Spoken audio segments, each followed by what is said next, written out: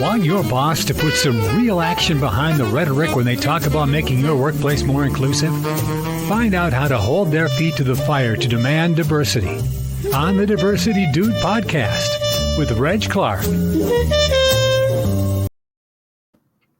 All right, so I am so ready to keep this conversation moving.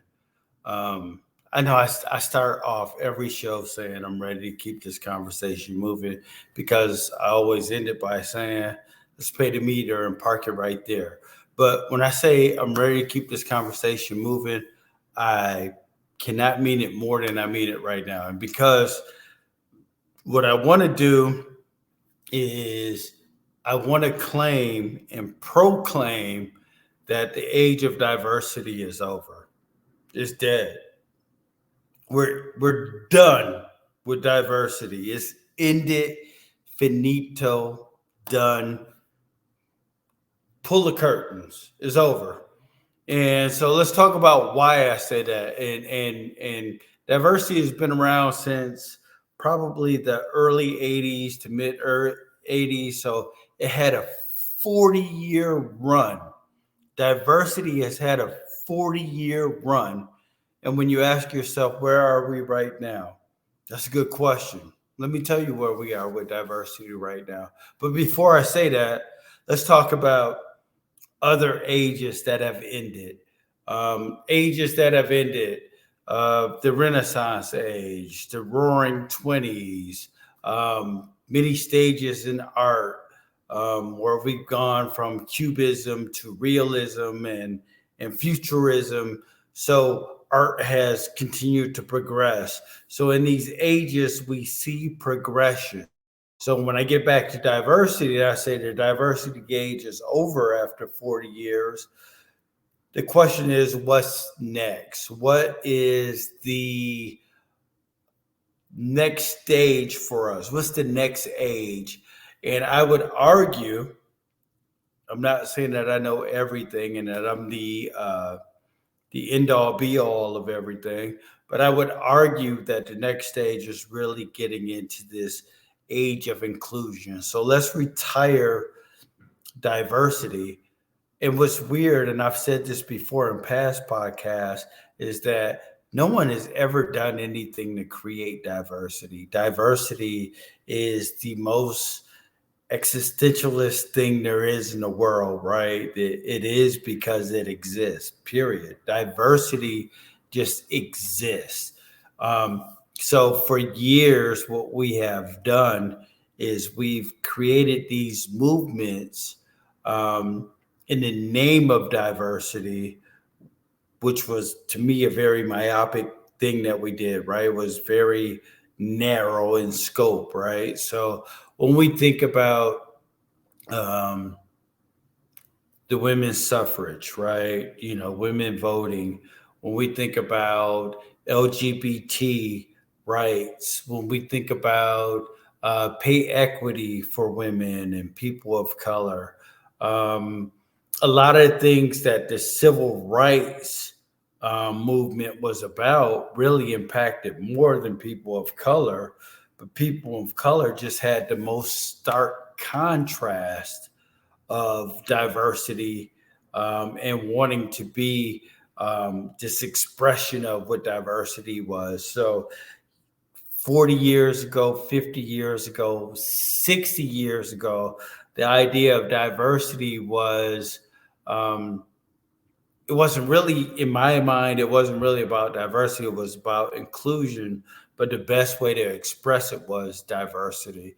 So if we go back to the movie or the book, The Spook Who Sat by the Door, a movie that was short-lived because it was so controversial at the time. It explained and it described how the CIA wanted to bring in people of color, and they had a huge group of people of color compete for one position, which was I believe it was the director of reproductive documents or something. So basically, it was about a person who was going to be copying copying documents. That was the idea, and the CIA wanted to be able to have a person of color that when people came through, they could say, hey, this is our affirmative action. This is our idea of diversity. It was never about truly being inclusive. It was about the perception that we have a diverse group of people in our organization. So when I fast forward and I say that it's time to retire diversity, it's time to retire the age of diversity. It's had its time, it's had its period. Now, when I look at television, I see commercials that have diversity in it. I see television shows that have diversity in it. I see many things that have aspects of diversity in it. But at the end of the day, I'm still wondering when a organization or a company has a commercial that is diverse, I wonder about, is it inclusive in its organization, in the decision making, or have they simply figured out how to play the game of diversity and say, yeah, we're diverse. Our commercials are diverse. Our products appeal to a diverse group of individuals. But are they really saying our board of directors is inclusive? Our management levels are inclusive? Have they really taken the extra steps to say that we've not only embraced diversity, but we've also embraced inclusion? And that's the important part there. So let us retire. Let us move forward from the age of diversity. We need to treat the age of diversity like the ice age. It's done. It's over. We are constantly uncovering fossils and relics from that time, but we really need to move into the next level. And that next level is the age of inclusion, where people are very genuine about embracing the idea of inclusion and what it means. Let me give you an example. When I was young, there was a series called The Wonder Years.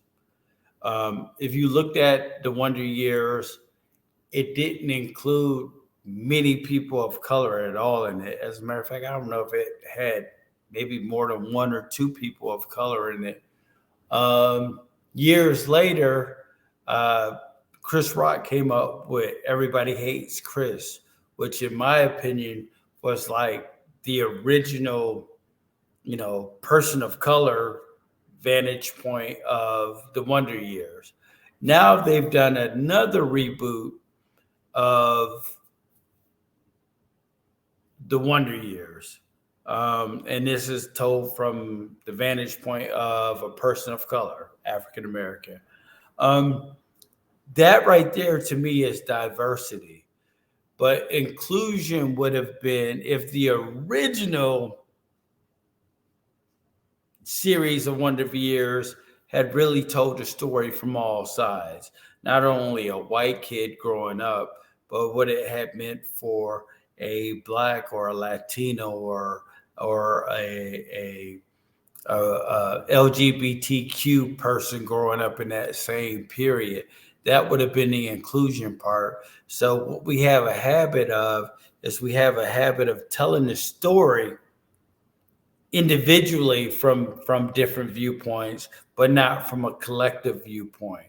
And the true idea, the true meaning of inclusion is saying, hey, we're going to incorporate all of these ideas as much as we can. We're going to incorporate all of this to tell this story from the different vantage points of everybody who's included in this group, so that when people watch this show, they're watching it from so many vantage points that inclusion becomes a part of who they are. So let's really get into this idea. And I really want to push this.